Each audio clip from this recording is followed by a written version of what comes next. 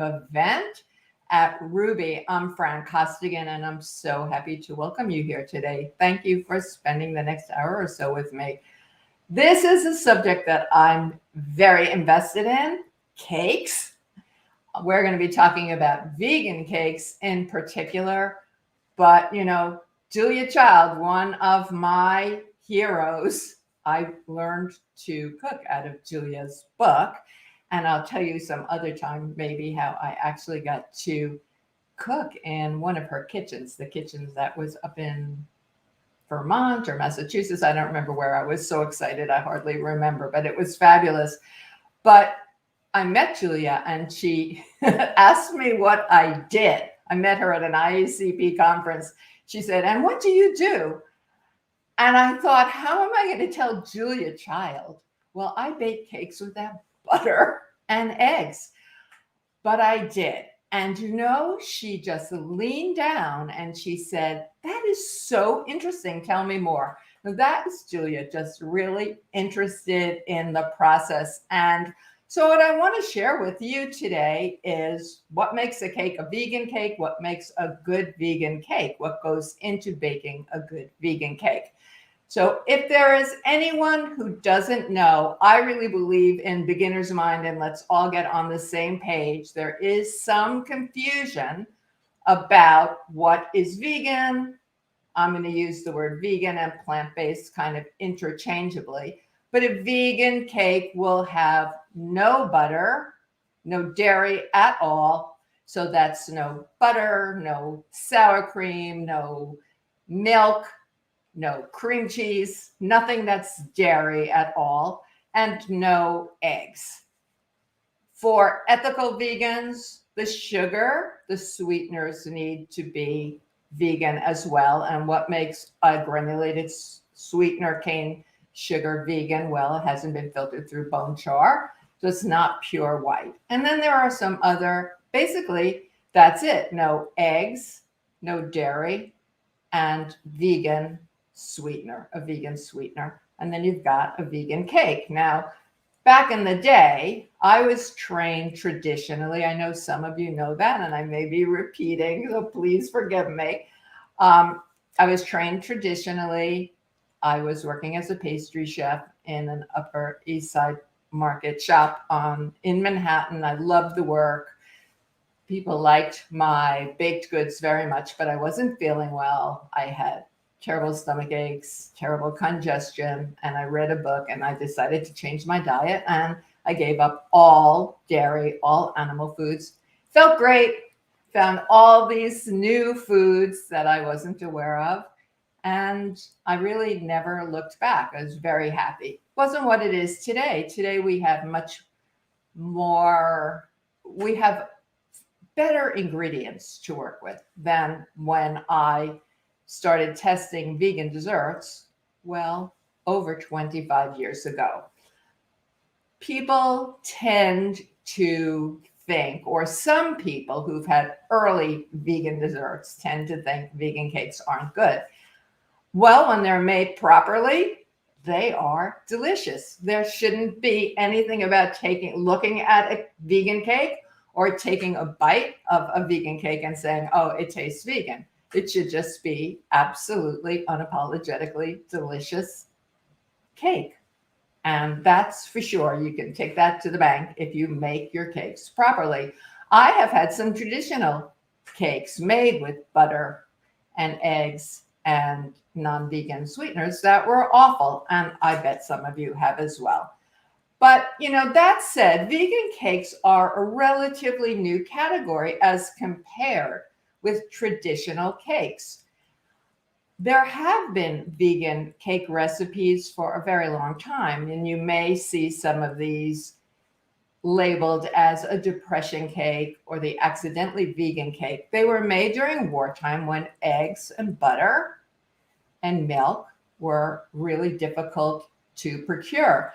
I used some of those old recipes, and there's one that still travels around a lot. I've got 2 versions of them in my book, Vegan Chocolate. May have one in another book. And it was this particular cake recipe relied on baking powder, baking soda, 2 chemical leaveners, and vinegar. So when I was thinking about how to create delicious cakes that just happened to be vegan, that was my basis. Over 25 years ago, there were no commercial egg replacers on the market. And so I went to the baking powder, baking soda, and vinegar, and it worked really well.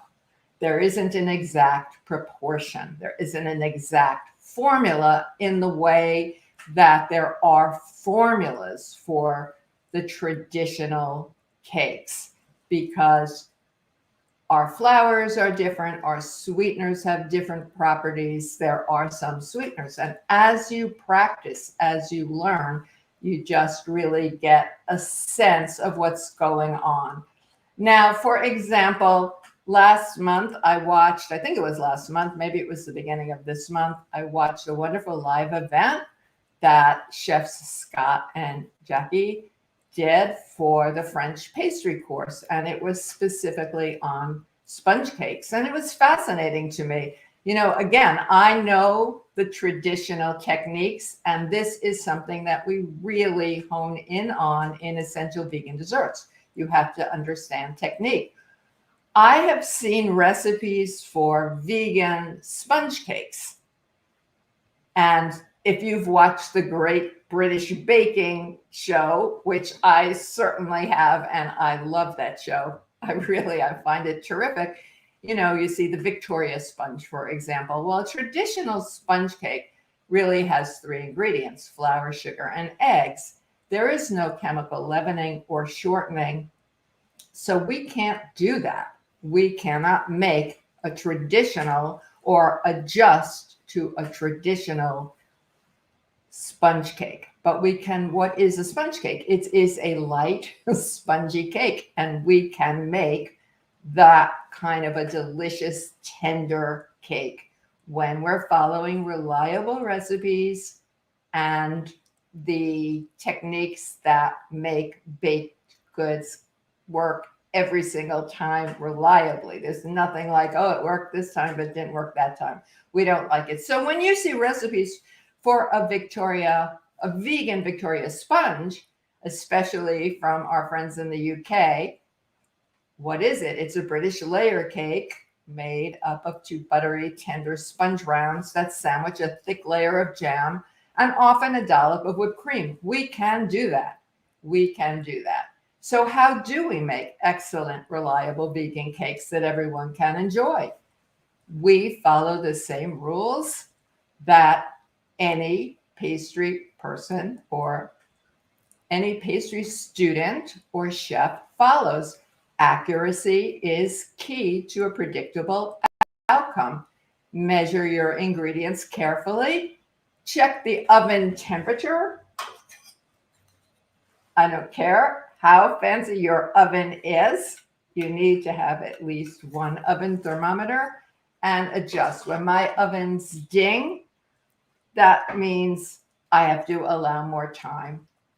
You want to get your racks set in the proper position and allow enough time to preheat the oven. You bake cakes on the center rack. I bake my cupcakes in the top third of the oven because I want to help them dome. And that ought to tell you that if you're baking your cakes on the top rack of your oven, they're going to dome, and you don't necessarily want that. Please choose recipes from a trusted, reliable source. I get emails very frequently from people who say, I made this cake, it was terrible. Well, there are so many wonderful vegan bakers today who have wonderful, reliable recipes that produce delicious results. You don't have to reinvent the wheel. And most important, learn foundational technique. That's what we teach in essential vegan desserts. And it is really key. I'm going to ask Patrick in a little while and Patrick is our wonderful producer here, is going to show a video of how Most of the cakes in the Essential Vegan Desserts course are measured and mixed. It's dry ingredients in one bowl, liquid ingredients in another bowl, and you don't combine to make batter until the oven is set, the pans are prepared, you're ready to go, because we don't want the leavening to die. There is a document attached to this event that has tips for making successful vegan cakes, and also a recipe for a vanilla cake that I would invite you to take and enjoy. But again, you want to use the right size pan. You want to prepare the pan properly.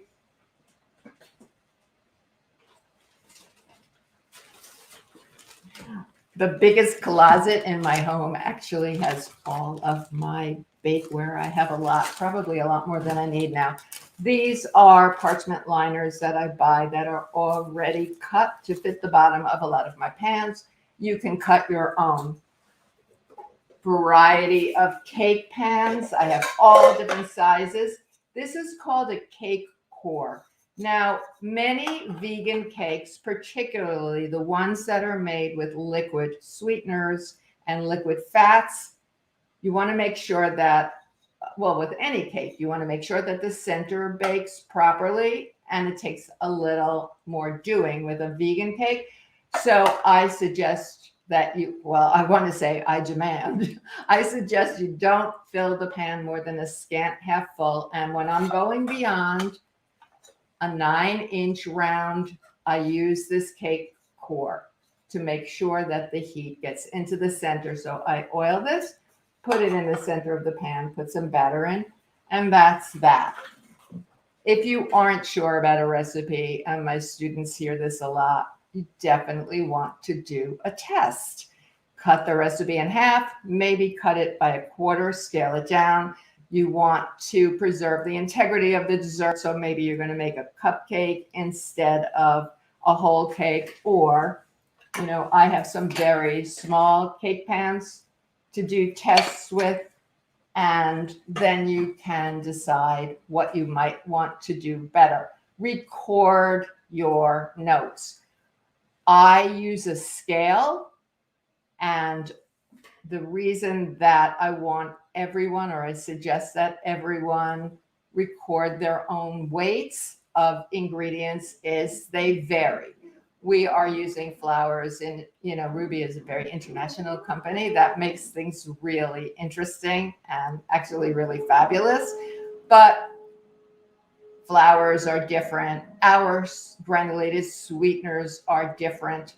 So you do your own weighing on a digital scale, and you'll never go back. And then you can just keep zeroing the scale out. You're not using as many bowls. So that's really a terrific thing to do. Bake until the cake is done. What does that mean? It means your oven is at temperature, hopefully, but I use a wooden skewer, not a metal cake tester. I find that it holds, I can feel it better. I don't want to, if I pull the wooden skewer or toothpick out of the cake and it's completely dry, well, the cake may be overdone.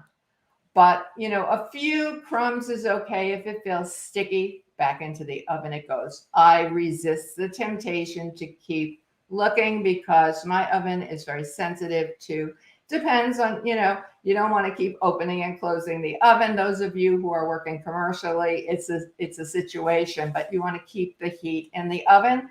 And then you want to cool your cake on an elevated cooling rack, and then turn the cake out of the pan. My fingers are really used to heat, so I usually wait 5, 6, 7 minutes at the most. Take a thin offset spatula very carefully around the sides of the pan. Turn the cake out and let it cool completely. Once it's completely cool, my cake layers almost always go into the refrigerator, unless it's a cake where you're eating it right out of the pan, one of those yummy, just simple cakes. But if I'm going to fill and finish the cake, then I want to get it cold first. That will really help your finishing work. So I think I'm going to ask Patrick, I am going to ask Patrick to show the video of making the chocolate cake to live for, which was my breakthrough cake. And we have an instructional video in the course.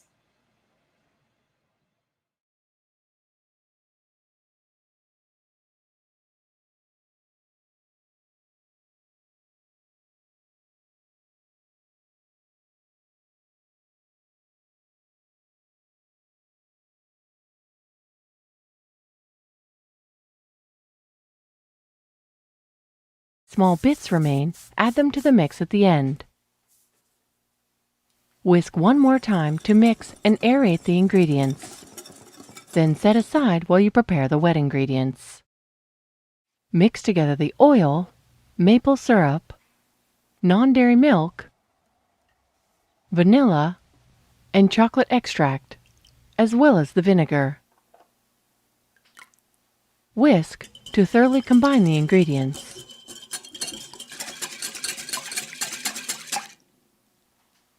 Next, mix the wet into the dry.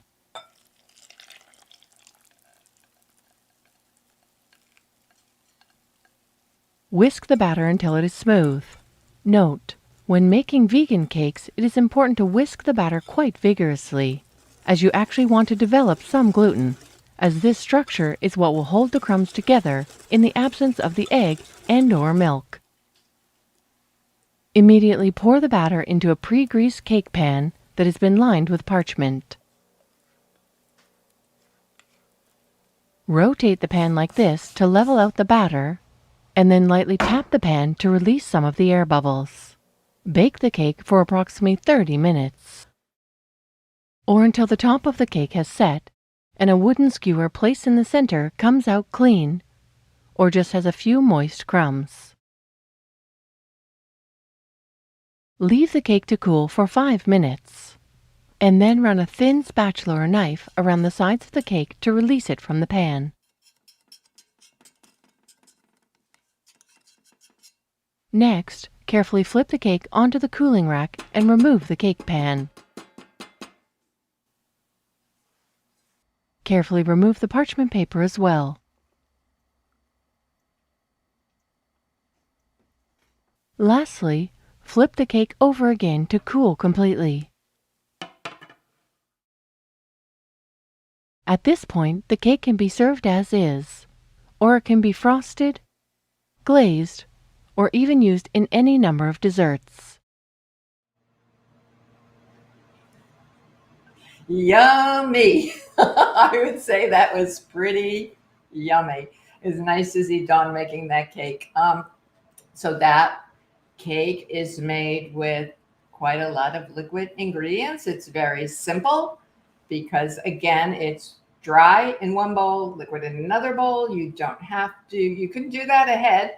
I like to leave the vinegar out of my cake, and I'll put a note with tape on it saying add vinegar, so I remember, unless I'm making a vegan buttermilk, which is made by clabbering a rich plant milk. And the work that can be done with a couple of basic, reliable, delicious vegan cakes in your back pocket or in your notebook is remarkable. And throughout this event, we're going to show you some of the work that some of our Essential Vegan Desserts graduates have done with the knowledge they've gotten and with using chocolate cake or vanilla cake recipe. It's really fantastic. I'm going to stop here and go to a couple of questions because I see a lot of really interesting questions today, and I want to get to as many as possible. Lonnie is asking, can dried up vanilla beans be turned into DIY vanilla powder? If so, what's the best option for grinding it down? Would the grain bowl of a Vitamix or something else? Well, I'm very happy that my friend Chef Kathy Gold, who is the chef owner of In the Kitchen Cooking School, and actually did a vanilla event, live event with me. You can go to the live events library and learn a lot about vanilla by watching this live event that we did together. Has a wonderful answer here. She says, yes, if the beans are very dry, snap them in pieces, grind in bursts until a fine powder. Unless you have, a bucket full, I would use a nut and seed grinder. And you can do this with beans, even with beans that have been previously scraped. In other words, the caviar has come out. That's great to know. The powder will be wonderful, a big punch of flavor. And Kathy also says, before you grind them, don't count them out. She has rehydrated a pound of beans that were that dry, put them into thin jars, add about an inch of a good bourbon. I think maybe, Kathy did it with bourbon. You might be able to do it with another alcohol. Put the beans upright, seal the jar. A week later, she says the aroma was fabulous. The beans were pliable. She could even scrape the caviar. So that's something that I'm really happy to know. Thank you, Lenny, for asking that question. And thank you, Kathy, for the response. Here is my friend, Chef Charlene Nolan. I know some of you know Chef Char. She works at Ruby as one of the graders. She does wonderful live events. So you really want to look for her live events. And we are buddies for years. So Char wants to know, what are your thoughts about using a vegan cake mix and 12 ounces of club soda to complete making a cake? If not using a vegan cake mix, can you take the dry ingredients and add the club soda? Thanks, Char. Well, Char, let me thank you because this is something that's been kind of going around. I've been hearing about using carbonated water as an egg replacement. This is amazing how people who are friends are sometimes on the same wavelength. So I have this piece of paper because I wrote down for myself yesterday before I saw your question. I did some research, and carbonated water, sparkling water, seltzer, I'm from Brooklyn, supposed to be 1/4 cup per egg, up to 3 eggs. That sounds like a lot to me. You'd be using 3/4 cup of sparkling water. I did a test this morning. I wanted to see if one of my vanilla cakes, instead of using plant milk, and the plant milk I would use would either be soy milk because it's very rich in protein, it has enough fat, or an oat milk. For the soy avoiders, I am not one of those. I've been eating soy for years and I'm more than just fine, but I wanted to see how it would work. And I have to say,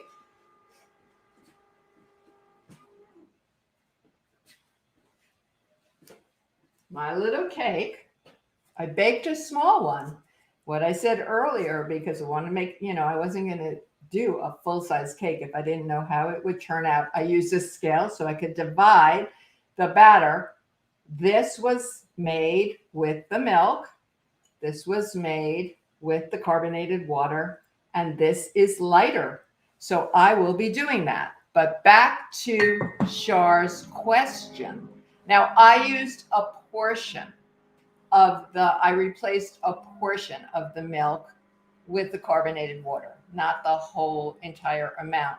But Char, I know that Char Nolan is following and teaching a whole food, plant-based, no oil dietary preference. And so I believe what Char is asking me is, will that 12 ounces of club soda replace not only the milk, but the fat, as the milk and the fat? And I would have to say probably not. But Char, I'm going to ask you to either make your own vegan cake mix, which in essence was the dry ingredients that you saw Dawn Dawn, a co-founder of Ruby, putting together in that video, and then testing it with the club soda. And please get back to us. I would really like to know. But thank you for asking the question. And thank you for everything. So Paige, hi Paige, wants to know, what tips do you have for those of us using gluten-free flours? Number one tip is, when recipes say just use the same amount of a gluten-free flour as the wheat flour in the recipe, don't believe them, because gluten-free baking needs more tweaking than that. It's different if you want to get it right. My preference for gluten-free flour is this one. It's Bob's Red Mill. It's 1-to-1, gluten-free 1-to-1 baking flour. It is a mix of a couple of different gluten-free flours: sweet rice, whole grain brown rice, potato starch, whole grain sorghum flour. Sorghum flour is a wonderful flour. Some tapioca and xanthan. This mix is complete. So I whisk all of my flours before I measure them. I make sure to really whisk this one up very well before I use it. If you're using a gluten-free flour mix that doesn't contain either xanthan or gum, you're going to need to add some. We have a unit on, we've got many gluten-free recipes in the course. Essential Vegan Desserts is not a gluten-free course. We want everyone to learn how to do things right, and then you can go off and do your own variations. But there are a lot of gluten-free people, and I recommend that particular flour very well. We have a gluten-free mix in the course as well. Hi, Patricia. Patricia is looking for a delicious vegan vanilla cake that can be used for a birthday or even wedding cake. Do you have a recipe you can share along with the frosting? Patricia, the event document happens to have a recipe for vanilla cake that's very nice and sturdy enough to use as a wedding cake. You know, a wedding cake, if you're going to be stacking it, you don't want a very soft, very tender cake. You don't want a heavy cake. You never want a heavy cake, but this would really work. And I don't know what kind of frosting you would like to use for a wedding cake, but it's really simple to make a vegan version of a buttercream. We have a delicious one in the course, and there are so many nice vegan butters now. Go ahead and good luck to you. Lisa wants to know, any suggestions on making vegan cakes that are oil-free without them being gummy? That's a hard one. And I would say, Lisa, that you're going to have, it's when I say hard, I mean you're going to have to do a little bit more testing. I make some oil-free cakes. I personally prefer a very tender, lovely crumb. I don't want to say a soft cake necessarily, but a lovely cake. I find the cakes without oil are a little more dense, but it doesn't mean they're not delicious. So when I was asked by Rip Esselstyn, some of you know Dr. Esselstyn, Rip Esselstyn, the Engine 2 diet, and so on. When I was asked to make his wedding cake, clearly I was going to make a cake without oil, and I wasn't going to give them one that was gummy, that's for sure. So I did a lot of tests, and I was able to create a nice cake. I did not use any fruit puree. A lot of people replace the oil. When I say oil, I'm talking, it could be butter. I'm talking about the fat in a cake. I didn't replace the fat in that cake with any applesauce, which is done very often, or dried plum. I started to say prune because to me, dried plums will always be prunes. That's what they are. I use some in a gluten-free brownie that I have, and I found that it was really fine. I'm working on more variations of that cake, so I would say you have to keep trying. Someone told me just yesterday that they added some vegan yogurt in place of the fat in a cake recipe, and it worked really well. So Lisa, the bottom line is find a good recipe, scale it down, do some tests, use all the rules about baking cakes properly, and a well-made vegan cake without any added fat should not be gummy. Let's see. Laura. Hi, Laura. Laura wants to know, when a recipe calls for castor sugar, can you replace it with a healthier date sugar, which is also super fine, or maybe with coconut sugar? That's a great question, Laura. So if there's anybody here who doesn't know, castor sugar is just very superfine sugar. I make my own by grinding organic vegan cane sugar in the dry bowl of my Vitamix. I store it airtight, and it's fine and ready to go for when I need very fine sugar. It isn't the same thing as confectioner sugar. It doesn't have any starch in it. Now, the date sugar question is really interesting. I want to show you. I have two.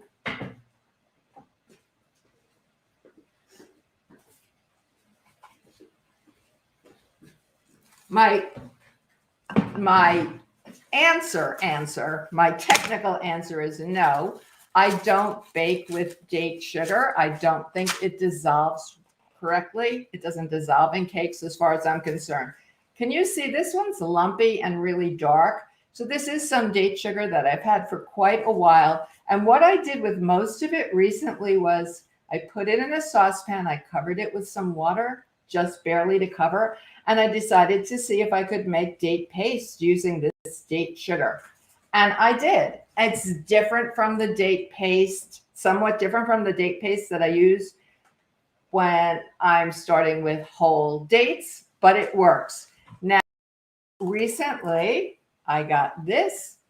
This is what I'm sure Laura's talking about. This very finely ground, it's almost like baby powder, date sugar. I'm going to give it another try. And when I say another try, I mean I've been trying to bake with date sugar for a while. I don't like it. I don't think that it adds the right flavor. I don't think it dissolves correctly. I do use coconut sugar. I grind it because most coconut sugar is coarse. Another sugar that you can try, or sweetener if you like, Laura, is maple sugar. So give those a try and see what you want. Now, I've got a question here. What's your favorite vegan substitute for butter, specifically in regards to the creaming method? Well, vegan butter. When I started 25 plus years ago, we only, and I was working at my first job, there were these sticks of hydrogenated margarine. We know today that hydrogenation is really unhealthful, but also smelled awful and tasted bad. And I remember thinking, I need this job. I'm learning. I want to keep this job, but the taste of that butter is going to come through. We're pretty spoiled today. So here is the butter that I use the most. This is Miyoko's Creamery cultured butter. This one with the yellow label is salted. She has an unsalted as well. This is a lower fat butter than a butter made by Flora. For example, Flora butter is about 80%, 81% butter fat. And that's really close to the European style butters that pastry chefs like to use. When you're creaming the butters, this one is going to melt more quickly. You want to start with it a bit colder and don't over cream it. The higher fat butters, go ahead and cream just like anything else. I've been making a new recipe that I really like, a new recipe that's super old. It's called ermine frosting. I call it ermine. I don't know if it's ermine or ermine, but it's like you make a cooked, almost pudding base with flour and let it cool, and then add butter incrementally, and you pay attention to the temperature. Evidently, it was the original red velvet cake frosting before cream cheese. It's delicious. I love it. And I've done it both with wheat flour and gluten-free flour, and it works great. So I've been using the Miyoko's, and it works really fine. Really, really fine. Thank you for that question. So Harriet wants to know, what are good substitutions for milk and eggs when baking? I make my own homemade almond, walnut milk, and applesauce. When I bake cookies, sometimes the texture can be gummy. There's that gummy again. Well, substitutions for milk, for dairy milk, is easy. Almost any plant milk you like will work to replace dairy milk. If you're replacing a whole milk, you might want to use soy or a very rich cashew milk, and that will work great. But I find that they all work interchangeably. Not so much rice milk, it's very thin, there's not a lot of protein. So I think of that as water in many cases.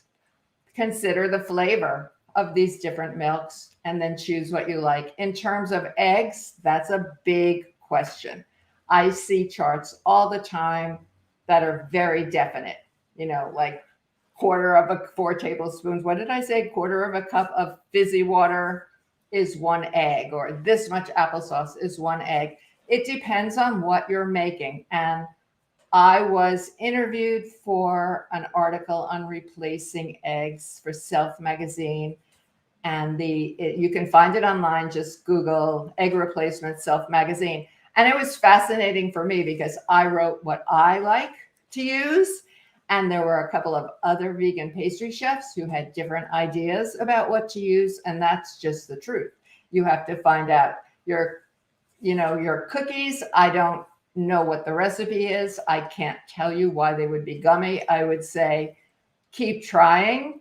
If a recipe is almost right, almost giving you what you want, keep going. If it's really awful, I don't like food waste, and I have a freezer full of crumbs and all kinds of interesting things that I can combine to make, with tests that didn't come out just exactly the way I wanted to, but they weren't awful. But you have to train yourself. Sometimes something can't be fixed. So go ahead, Harriet, keep working on it and learn about egg replacement. We have an entire unit, obviously, in this course on egg replacement. Hi, Teresa wants to know about avoiding coconut cream. Is there a better ingredient for frosting? She used avocado recently, but it was nice but expensive. There are a lot of frostings that don't use coconut cream. I mean, I hardly ever use coconut cream for a frosting. I mean, if you don't use buttercream, we have agar-based frostings that can be whipped in the course, or you can use a chocolate ganache. So I would say don't worry about the coconut cream. You don't need to use it. Laura says, Happy New Year, Chef Fran. Well, Happy New Year to you, Laura, and to everyone. What are your 3 must-have ingredients when baking vegan cakes? Well, flour, sweetener, and a plant milk are my must-have ingredients. That's for sure. That's a really interesting question. The fat is probably a part of it, but not necessarily. Angelina wants to know, what are your favorite ingredient substitutes for making cakes keto friendly? I am definitely not a keto expert, but coconut sugar coconut sugar I know is allowable in keto desserts. Coconut flour. There are other flours that will work to make keto friendly desserts. Mary Ellen says, good afternoon. I'm whole food, plant-based, and gluten-free. I try to use, let's see, the recipe, just the question went away, but it's got to be here. Oh, here we go, because I skipped a question. Kate, I'll get back to you in a minute. I try to use oat or buckwheat flour instead of more refined gluten-free flours. Any tips for helping the baked goods rise and have the best texture? The answer, again, is you need a mix of flours. I find a mix of flours is the best. Get to know your flours. Get to know your ingredients. When I was leaving the traditional world to create what I wanted to create was a modern vegan pastry kitchen, I had to get to know the ingredients, and by using them, by tasting them. Speaking of tasting, I know we're talking about alternative flours here, but don't taste raw flour. And, occasionally I will take a little taste of the batter. It kind of helps me remember, but don't a lot. I used to say, oh, we're not using raw eggs, go ahead and taste the batter. You don't have to worry about salmonella. But if anyone has looked at the package of a bag of even organic King Arthur flour now, there's a big sign that says don't eat raw flour. There's been a fair amount of salmonella, so be careful about that. No cookie dough unless you're making a chickpea cookie dough cookie. Roseanne wants to know if a recipe calls for barley or oat flour, what can be used instead? Well, barley flour has a very definite taste. It is not gluten-free, as I recall, or oat flour. Try other, there are so many alternative flours now that you can try, and that would include nut flours too. Remember that when you're using nut flours, and a nut flour, it came to my attention recently that someone did not know that a nut flour is just finely ground nuts, carefully ground if you're doing it yourself, because you don't want them to turn to nut butter, but they're going to add some fat. Hi, Kate. Kate wants to know, when using reduced Aquafaba for baking, I have previously used the liquid drain from a can of no salt added chickpeas. Will I get the same result in my baking when I can only find low salt chickpeas? Will I need to make any adjustments? That's a good question. You'll probably have to reduce the salt in your recipe, is the only thing that I can say. But Kate, maybe you want to start cooking your own chickpeas too, and then don't add any salt to the liquid that the chickpeas are cooking in. Cook them with a piece of kombu seaweed. You get a really strong aquafaba. I like that Kate said that she's using reduced aquafaba, because that is, maybe there's somebody here who doesn't know what aquafaba is. It's chickpea liquid, and we use it to make meringue. In the video, John showed the baked Alaska. That meringue is made from chickpea water, and I reduce the canned liquid by about 25% till I get a half a cup, and then chill it, and the homemade by a good half.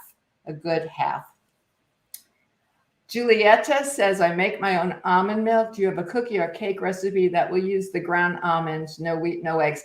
I know a lot of people are saving the skins, the pulp that comes from making your own almond milk. I keep it in the freezer, and I often will dehydrate it or bake it at a very low temperature and fold it into a cookie or cake recipe that might call for ground almonds instead. And I'm going to take Laura's question, and then I'm going to ask Patrick to show a couple of photos that I just am so proud of from some of our Essential Vegan Desserts students. As this is an event about vegan cakes, I think we can look at some gorgeous vegan cakes that were made using basic recipes for the cake and for the frostings and fillings. So, Laura, hi, Laura, how are you? It's good to see you. Laura is a fine artist, a Ruby Plant Pro grad, and is in the Essential Vegan Desserts course as well. Are some plant milks preferable over others for baking? That's a good question. Because years ago, I said they're all interchangeable. I think it depends. Sometimes I want a richer milk. I'm really loving oat milk lately, and my preferred brand happens to be Oatly. I think it's reliable. I like the taste, and it's got a subtle sweetness from the oats. You will see sugars listed on a carton of oat milk, but there's no sugar added. That's from the starch being broken down. That's where those sugars come from. So for something that's very rich, I like to use an oat milk that has some fat in it. I was very surprised recently to learn I'm working on a new project for a company. I bought the low fat or no fat. I think it's no fat, the no fat Oatly in the white box. It looks like what I remember skim milk looking like. It's kind of grayish. I have an espresso. I have a frother, and that's how I can tell the fat that's in a plant milk is I'll throw some into, I won't throw it, I'll pour some into the frother, and it actually frothed, and it made a beautiful ganache for some low fat or whole food, plant-based, no oil people. So I was really happy to know that. So Laura, just think about the flavor as well. If you're using a hemp milk tends to have a kind of a grassy flavor. So before I'm going to try to get to all these questions. I don't know if I can get to all of them. They're so good though. I'm going to ask Patrick to show you some of the cakes that I sent. This, you're looking at Black Forest cakes that were done by some of our graduates in Essential Vegan Dessert. So a Black Forest cake is typically chocolate cake filled with cream and then frosted, and there are cherries. I'm not going to try to say it in German, but it's a beautiful, beautiful cake. And our students have an assignment where they have to build a layer cake. This is a Boston cream pie cake, which it was one of my cakes it was just one of my favorite cakes growing up. And it's 2 layers of vanilla cake with a cream inside and chocolate poured over the top. This student took the Boston cream pie cake and really took it next level by adding some of these chocolate designs on the top. But you can see what I mean, I hope, when I say that when you have a couple of basic cake recipes that you can make and they are good every single time, and you keep cakes in your freezer ready to go, you can always make a nice cake. Regina wants to know, what would make a chocolate cake sink in the middle? I have experienced this several times. The cake looks perfect in the oven, then deflates in the center. Without seeing the recipe and watching you make it, I can't give you a definitive answer, but I would suspect that the cake wasn't baked long enough. And maybe you ought to use this cake core because as a way to ensure against cake hollows in the center. So try that, Regina. Christy, hi. Can you recommend a great gluten-free flour brand? Well, again, this is the one that I like, the Bob's Red Mill gluten-free 1-to-1 baking flour. I keep it in the refrigerator. I keep all of my flours in the refrigerator or freezer. And a good egg substitute, there are many. So there is commercial egg replacer. When I was developing my recipes, when I was switching over from traditional to vegan, nobody knew Aquafaba. No one was using flax or chia gel. That's something, 1 tablespoon of ground flax or ground chia mixed with 3 tablespoons of water. Sometimes I've used another liquid. You get a very gelled, kind of an egg white looking result that will replace an egg, but depends on what you're making. Pamela says, I baked a batch of cookies from a mix. The ingredients included almond flour, rice flour, monk fruit sweetener, and some other ingredients. She added milk, oil, baked, and the cookies were good but dry. I don't know, Pamela. It might either don't use that mix again, or you might want to add a little more liquid. You might want to add maybe some applesauce and bake a little bit less. When I bake cookies, unlike a cake, which has to go right into the oven, when I'm baking cookies, I bake off 2 first. And then I see if something has to be changed, So that's something that I suggest that you all do with cookies. Elizabeth says, will you be discussing? Well, I will be discussing. I'm going to read your question. in baking, the differences in baking with the various milk alternatives. Yes, again, they, some are richer than others. You want to consider the flavors of the milk. You might not notice it as much in a chocolate cake. You will notice it in a vanilla or a lemon cake, for example. And you're having trouble finding agar. So agar, if there's anybody here who doesn't know, agar is what I call one of the secret agent ingredients of vegan desserts. It is a gelatin replacement. Gelatin is bovine gelatin from an animal. Agar has been used for millennia in Asia. It is seaweed that, when handled properly, it gels. It does more than just make Jell-O. However, Jell-O substitute, when used in combination with starch slurries, it will make panna cotta, frostings, all kinds of wonderful things. So I don't know why you would have trouble finding agar. I use both the flakes and the powder. They aren't interchangeable. One is stronger than the other. You should be able to find it online in supermarkets. I've seen it. I know that students have told me they have found it in Walmart, Asian markets. So do a little search. Anybody can send an email to me at fran@ruby.com, and I'll see if I can help you out. I'm going to be able to take another question here. Oh, this is cool. Spelt flour in place of all-purpose flour. Do I need to make any adjustments? This is from Roseanne. So spelt flour, spelt is wheat. That's something I want to really emphasize. I was in a restaurant in New York a couple of years ago, and the wait person said, I have a wheat-free cake for you. It's delicious. And I said, what's the flour? And he said, spelt. And I thought, okay, I know this is wheat, but if I was sensitive to wheat or celiac and I ate that cake, there would be a problem.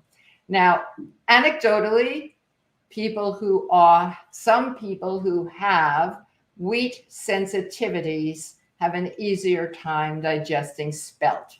Spelt has a different kind of gluten. It's like a cousin. It's an ancient grain. So I do use spelt flour. I use both the light, which is more like an AP flour, and the whole spelt, which is really like whole wheat flour. I use them in combination. I have learned over time that I'm really not making adjustments. Sometimes the batter-based dessert has to bake a little bit longer, and you might need a little less liquid. Spelt tends to need a little less liquid. I baked cupcakes, the same recipe, because if you're doing a test, you want to use the same ingredients and the same recipe. I did one with 50% AP flour, 50% whole wheat pastry flour, and the other with 50% white spelt. I'm calling it white spelt. It's light spelt. That's what it is, light spelt, and 50% with the whole grain spelt. I'm just going to put my other ear pod in because I just hear that this one went tired on me. And what I noticed was the spelt cupcakes tasted delicious, absolutely delicious, but they didn't dome. So that's what I would say. Start by just reducing a little bit of the liquid. You don't have to do anything with the leavening, as far as I know. It's a very nice flour. Karen wants to know regarding agar, either flakes or powder, how long does it need to boil to activate? And does boiling it longer create a more rubbery texture? It is mostly agar has to come to a boil in order to activate the gelling. So I recommend that people let the agar sit on the cool liquid before they start cooking it. In the same way, if anyone here has used gelatin, you bloom the gelatin. So we're blooming the agar. The flakes in particular have to be bloomed. The powder is more instant, but you definitely need to bring it to a boil. I don't think boiling it longer will create a more rubbery texture, but you might boil off some of the liquid. And so you don't want to do that. I allow it to come to a complete boil, and then I check on a spoon. I think you know this, Karen, to see if there is any visible agar in the liquid, if you can tell, and then do a test. Do a test. You want to make sure that what you made is what you meant to make. So you take a little pinch cup. I have a whole lot of pinch cups if I've done agar or a frosting. Put a little, or a ganache, put a little bit in the cup, put it in the refrigerator for 5 minutes, and that's going to tell you, do you have to recook your agar? Do you have to add more agar? Do you have to add more liquid? So that will take care of that. Victoria wants to know what oil I'm using. I like to use sunflower oil. Sunflower oil to me tastes almost buttery. And I also use a mild flavored extra virgin olive oil, a little bit harder to find unless I'm doing an Italian olive oil cake. And then I'm really happy to have that grassy flavor come through. So that's something that I like to do. But I'm going to add a little bit to Victoria's question. And that is, if you're adapting a traditional recipe from butter to oil, you only need to use 3/4 of the amount of oil as you would in butter. So that's something that you can definitely, remember that you need less fat, and that's because oil is a pure fat, whereas butter, dairy butter anyway, has some milk solids in it. Linda, you have made what from scratch? I made it from scratch from her recipe, and it's great. Well, I'm glad, but I don't know what. Elizabeth wants to know. Great class. Thank you, Fran. Well, it's my pleasure. Do you ever use flaxseed or aquafaba for egg whites? Well, I use aquafaba for egg whites to make meringue. This is another live event that you could look at in the beginning of Essential Vegan Desserts. I had a guest, Ju Deaver, who wrote a book called Aquafaba, and she gave us a master class in aquafaba. It was fabulous. So I suggest that you go and look at that live event. But we have a recipe in the course. You allowed us to use this recipe where you're actually creaming the sweetener, the sugar, the granulated sugar, into aquafaba. And these, for a lemon poppy seed muffin, it's just really wonderful. It's just really a wonderful recipe, and it works. If I use aquafaba for an egg replacement, we have a formula in the course. Because I was developing these recipes such a long time ago, my egg replacer has been a no egg replacer in a way. It's been baking powder, baking soda, and vinegar. But as I continue to develop recipes and refine them, I do sometimes use a flax gel, which is 1 tablespoon of ground flax or ground chia to 3 tablespoons of water per egg. I like that the best in something that's a little heartier, like a quick bread or a muffin or a cookie, not in a cake. Aquafaba, I think it's 3 tablespoons per egg. I can't say, quote me on that. I don't have my notes in front of me. Erin wants to know what's your favorite vegan buttermilk recipe and how far in advance. I like to take a rich plant milk. I think soy milk makes the best buttermilk substitute, but I've done it with oat milk and it works fine. I've been less successful with almond milk, or anyway, with commercially made almond milk. So you're not going to have the flavor of buttermilk. I happen to, as a kid, I liked buttermilk. My father used to drink buttermilk with black pepper on it. Maybe I just like being with my dad. But for each cup of a rich plant milk, you use I use apple cider vinegar or lemon, and then you really see it clabber. You see it start to separate, and it will get thick. And I've done it. I usually do it while I'm doing the mise en place for my recipe, not ahead. I don't think that it's something that I need to do ahead, and it's not something that takes a lot of time to do. So I do that as part of my mise en place, but it works really, really, really well. Julietta has an answer for us. She already saves her almond grounds in the freezer and uses them in cookies and cakes, but hasn't been able to find a recipe without eggs or wheat. Well, we only do things without eggs or dairy or wheat. Well, I think you could probably find some recipes or use them to make a granola as well. And good luck on that path. I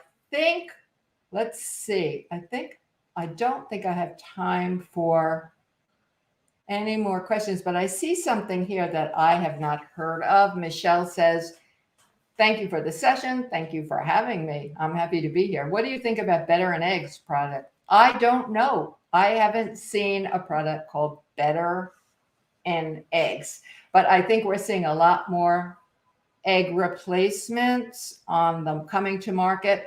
I know there is the Just Egg, which is the liquid egg replacement. And in the first iteration of that, they said not to use it for baking. Now they're telling us we can use it to make some cookies. I haven't used it yet as an egg replacement. Again, I think I probably sound like a broken record because I'm just not finding it difficult to replace eggs. If a recipe calls for one egg, sometimes you can just leave it out. Think about what function of the egg you're replacing. An egg has liquid, an egg has fat, it's got some binding. We can do all of that with other ingredients, but beyond 3 eggs, I don't really go there. I'm going to thank you all for being here now. I think it's important to start and end classes on time. I hope you will all join me in February. The date is already on the Ruby website because I'm going to be doing maybe it's the 6th annual vegan Valentine's Day dessert extravaganza. Again, you can feel free to reach out to me at fran@ruby.com with any questions. I'm sorry if I didn't get to your question or if you have a follow-up. And if you have any questions about the course, if you're in the course, go to the Q&A. You may find an answer there at the particular assignment, or ask your question there if you want to know about, maybe what kind of mixer to buy or favorite cake pans. Join the Facebook group, the private Facebook group for Essential Vegan Desserts. That's a great place to ask questions. And again, you can always write to me. If you've got a question of a technical nature, write to support@ruby.com and someone will get right back to you. I can assure you that. So everyone, thank you for spending this time with me today. Take care, be safe, be well, eat happy. And remember, going back to Julia Child said, a party without a cake is just a meeting. So learn to make some nice vegan cakes and enjoy. Bye.